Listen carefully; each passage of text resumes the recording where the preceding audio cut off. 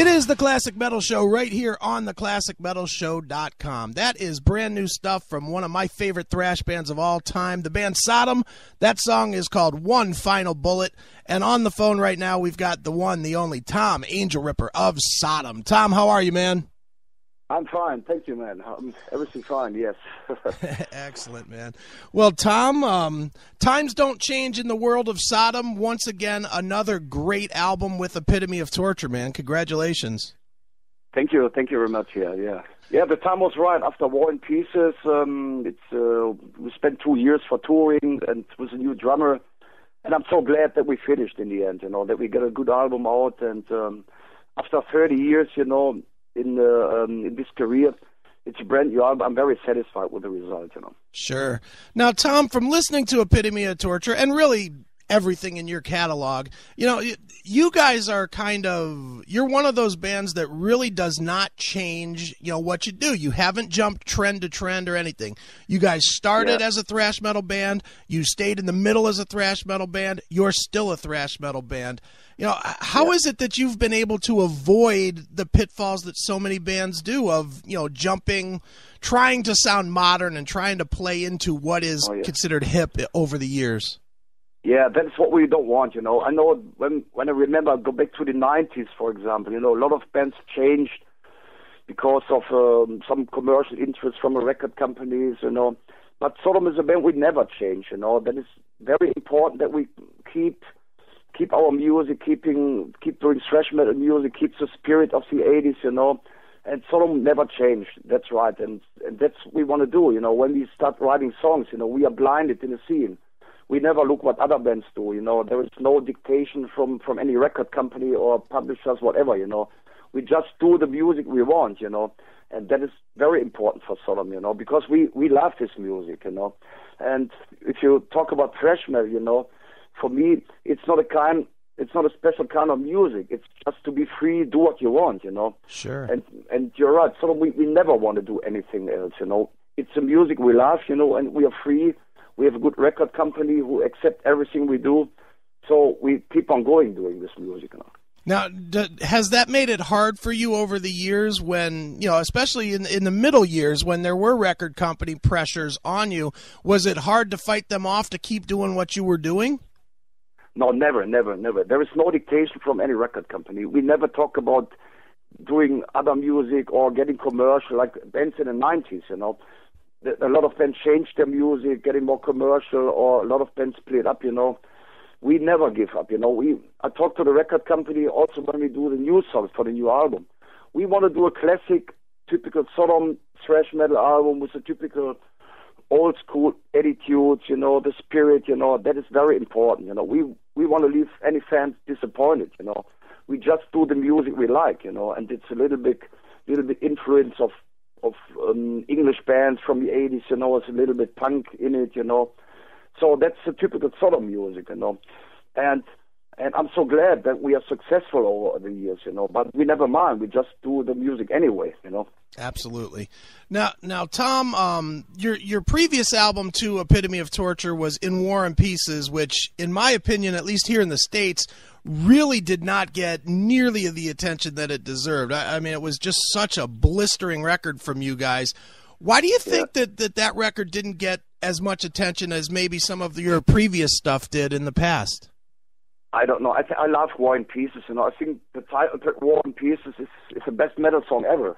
Sure. But I think the problem is in U.S. America that we never get a chance for a big tour, And I know that a lot of U.S. fans are disappointed that they never see Sodom, Sure. Other bands, they start touring every year, every 2 years, That is a big problem in America, In Germany, the War and Peace was very successful, a very Sure. good selling album, That's what we're going to do in the next times. We try to find a new promoter, more serious promoters who are going to help us over, We try to get some festivals around, That is a big problem. Always when we start a U.S. tour, we get problems at the borderline, We started in Milwaukee Metal Fest in 99, where we get a lot of problems, I don't know. We never work it out, and we're going to play in South America every year, Sure. And that is a problem. The people want to see the band live in America, and so so you have to promote an album in U.S. America. But War and Peace is a brilliant album, you know. But on the new album, Epitome of Torture, we try to do it more thrashy, you know. We try to do more faster songs. I talked to some fans who told me that War and Peace sounds like a metalcore band, you know. Right. And on this time, we try to record it in an old school way, and a little bit more dirt, a little bit more Sodom spirit into the songs, you know. Sure. That is the only difference. And the big difference is the drummer, you know. Sure. Now, speaking of the drummer, obviously Marcus's drums is a very big sound. He's got a very big sound on Epitome of Torture. Yeah, the guy really is a beast of a player. How did he end up in the band, and you know what has he brought to the band that has changed, you know, the way that you guys write, you know, going forward now? Yeah. When Bobby left the band, you know, we that was short time. We started War and Peace European tour. You know, we have to find a new drummer. So Maka is one of a guy we know him since the end of the '80s. He was a good friend of mine, you know. But he was just a drummer for some other bands, just as a session drummer, some live activities, you know. And we took a phone call to Maka, and he said, "Yes, I want to play in a band again," you know. And I'm very satisfied. He was involved in the songwriting, you know. He got so many ideas writing new songs, you know. And the big difference between Maka and Bobby, for example, is he's more speedy, you know. We are able to write better and faster songs, you know. Sure. He has a style like Dave Lombardo sometimes, you know. He's very speedy and very fast. And you can realize on the new album songs like SODOM, Stigmatized, or Shoot Today, Kill Tomorrow, for example, very fast songs, you know.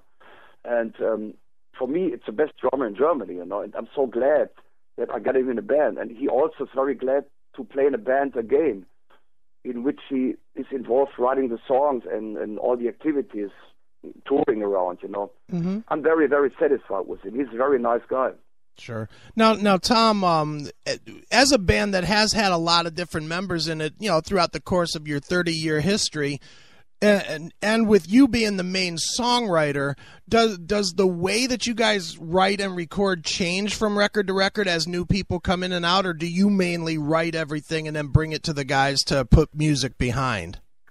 No, we're gonna write the songs together. You know, it's not we start rehearsing in the rehearsal room, like it's an old school way. You know, I hate if a guitarist came with MP3 trading. You know, we just do everything in the rehearsal room with the drummer, with me, and the guitarist. You know, the main songwriter. Who is the main songwriter? I think if you're going to start out the song with a guitar riff, it's not a song. You know, we arrange the songs together. You know, and on this album, when we finish the song in the rehearsal room, we get Waldemar to the rehearsal room to listen to the songs, to help us a little bit, arranging a little bit, you know. But the whole band is writing a song. I'm the main lyric writer, but I'm not a main songwriter. You know? Okay, excellent. Now, it's a band, you know. We started out with a guitar riff. Sometimes I get the lyrics before we start writing the song, you know, and it's a different way. But we do it in a rehearsal room. We're drinking a beer, doing a jam session, you know. It's a very old school way of writing the songs, you know, but we work it out, you know. Sure. Now, Tom, I like you, I'm an old school metal guy. I'm a metal fan. I'm much more old school metal than the modern day stuff. And I'm always exactly. Well, I'm always curious with bands like yourself that have been there, you know, basically from the beginning of this kind of metal, and especially as a European. You know, what is your impression when you see these more modern, more trendy bands, you know, headlining the big European festivals like a Download or a Sonosphere or Wacken or any of those festivals? I mean, is that kind of disheartening to you, you know, who's been there from the beginning and who's been doing it, you know, harder and faster than these bands for all these years? Yeah, and I know what I mean. There is a lot of bands who are headlining the biggest festivals, you know. There are band names I never heard about because I'm not interested in a new bands came out because it's, sure. You know, in the beginning, that was when we started the music, that was a kind of revolution, you know, that was really something new. We couldn't shock anybody with the music, but nowadays, you know, so many bands came out every month, you know. Right. And I get the magazine like Rock Hard or Metal Hammer in Germany, and I'm gonna read the reviews, and so many bands came out. I always ask me, who has all the money to buy the stuff, who has the time to listen to all the stuff, And I know that a lot of modern bands, so-called metalcore bands, are bigger than Sodom in Germany or worldwide. Sure. I never mind. We have a career about 31 or 32 years. That is what I respect. And I don't want to do the music to get a big band. We just do the music because we like it.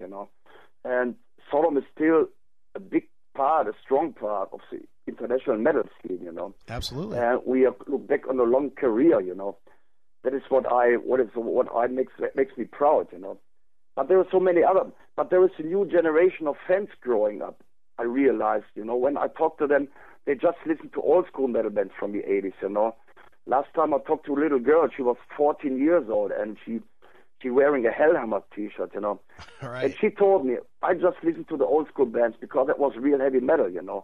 That was metal that is historical bands. But I never mind. I never look what other bands do.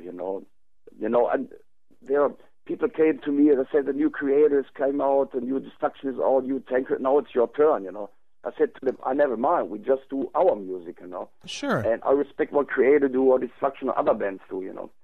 We just do what we want and never look left or right, what other bands bring out or release, Sure. Now you mentioned Creator and Destruction. I'll throw a couple more names in there with Anthrax and Testament and Exodus and those types of bands, as well as some newer bands like Havoc or Municipal Waste. There's really a big thrash resurgence going on, at least here in the States there is. Does that help a band like Sodom to get, maybe a little more attention from the underground scene that is still alive and well? I hope so. I remember in the year 2000, there was a kind of historic remembrance where the people tell about thrash metals coming back, We've ever been in the scene, never changed it, But nowadays, people are going to ask me why you don't start a tour with a big Teutonic 4, It's a very good idea, what I'm fighting for, Sure. I talked to our booking agency for some tour plans in this year or beginning of next year, And I talked to Schmier from Destruction, Garrett from Tankard. I will also talk to Miller from Creator, Why we don't bring it on a stage, That is really something special for the thrash fans, Maybe they're going to pay a one-price ticket and going to see all the 4 bands on one stage. Sure. We're going to do it in next month called Beast Evil Festival in Germany, where the big Teutonic 4 are going to play at one time, And it's my dream to bring it up on other stages. You can do 3 or 4 shows just in Germany, and doing something in U.S. America. That's my dream. But the problem is, it's not only the band or the band leaders. The problem is the business. Sure. There are different agencies, different booking agencies, or record companies, publishers, whatever. Who all follow their own interests. They want to make money with it. Sure. But I will fight for it, and I will never give up, and I will talk to Miller just for a couple of shows, The Sure. Big 4, they've been successful with Metallica and Anthrax and Slayer, That was very successful, Right. But the bands like Sodom or Creator are not so big like Metallica, I realize. But it's very good for 2,000 or 3,000 people a show, Absolutely. And maybe even here in the States, if you only did maybe 3 or 4 of those shows, like, L.A., New York, and Chicago, so that everybody has a chance on whichever side of the country they are to go see something like that, you certainly would do good business, you would think. That is a very good idea, and that's what I'm thinking about. I don't want to start the tour for 8 weeks, I can't, I'm an old man, Right. But this is a package, you can do it get it on bigger stages. You don't have to play in every small club in every town, that's impossible, Sure. But bring it up on bigger stages or bring it up on bigger festivals in U.S. America. It's a good idea, Absolutely. And that's what I talk about, the booking agency, my personal booking agency. But there is a different booking agency from Creator and Destruction. It's called Rocks the Nations. So we have to try to sit at one table, talk about the shit, and do it, Right. Now, Tom, the record business in general is pretty much dead, as I'm sure you're well aware. But it really seems like metal fans seem to support their bands a lot more than other genres of music. It seems like the metal fans are a little more likely to go out and actually still buy CDs or buy downloads or whatnot than like pop bands or whatever. You know, that's you know, the metal fan, he want to buy the original product. You know, we also bring out a new album on vinyl in different colors. You know, that's really something special for the collector scene. You know, but the metal fans, you know, they don't want to download any song. You know, they're gonna buy the album. You know, they want to have the cover, they want to have the booklet with the lyrics. We bring it out as Digipack with 2 bonus tracks, a jewel case, which is cheaper, you know. It works, you know. I think the metal fans are very strong, and they keep on buying the stuff, you know, because the metal fan they get a poster, they get all the stuff, you know. I realize that there are some metal fans in the world, they don't have the money. Sure. I remember when we played in Thailand, for example, you know, I talked to some fans, you know, they never get the chance to buy anything. They don't have the money. So if you are a Sodom fan or metal fan, you got to download it from the internet, you know. That's what I respect, you know. But in Europe or in U.S. America generally, the people are going to buy the stuff, you know. Sure. And that is a very strong scene, and the Sodom fans are very strong, you know. Sure. And that keeps the band alive, you know, and that's what I respect so much, you know. So then enough metal fans are buying new products from Sodom when you guys release new albums that it's worthwhile for you to keep continuing? Yes. Okay. That's you know the record company, they want to make money. They have commercial interest, you know. And War and Pieces, for example, was very successful in Germany and Europe. So the band gets an option to make a new album, a new record, you know. Mm-hmm. If no one going to buy this album, you know, we don't get any contracts, you know. The record company, they want to make some money, you know. Right.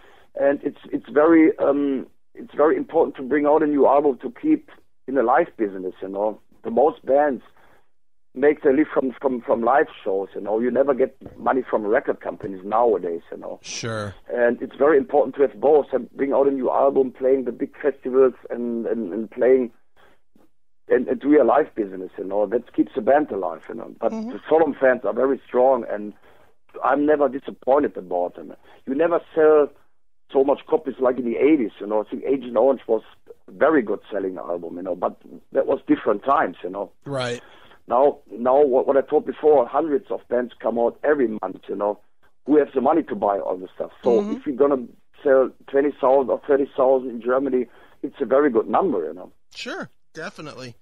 Tom, does a band like Sodom ever get to retire, or is there going to be a time when we see you out there with a walker or a wheelchair and still kicking ass with these songs? No, I don't think so. But what else can I do? You know, that's my dream, making music. You know, if as long as if I stay healthy and I stay creative, I will do the music. You know, I cannot get a regular job outside here, you know, in Germany. I can't get it, you know. Right. I will ever try to stay in the music business, maybe as a producer or tour management, whatever, you know. But my dream is to keep alive and keep healthy and doing the music, you know. Sure. I think Lemmy he's 67, you know, and is still doing it, you know. Right. But I have fun to do music, and that is important, you know. And I think we're going to do it for the next 10 years, if possible, you know. Absolutely. Definitely. There is nothing else I could do, you know. Right. Sure. Well, Tom, the new album is called Epitome of Torture. It is available at all the regular places that you get music these days, in the few record stores that are left, and online if you want to download it, Amazon.com and whatnot. Tom, where can people find out more about Sodom and contact you if they want to, and all that good stuff? They can contact me personally. We have a homepage called sodomized.info.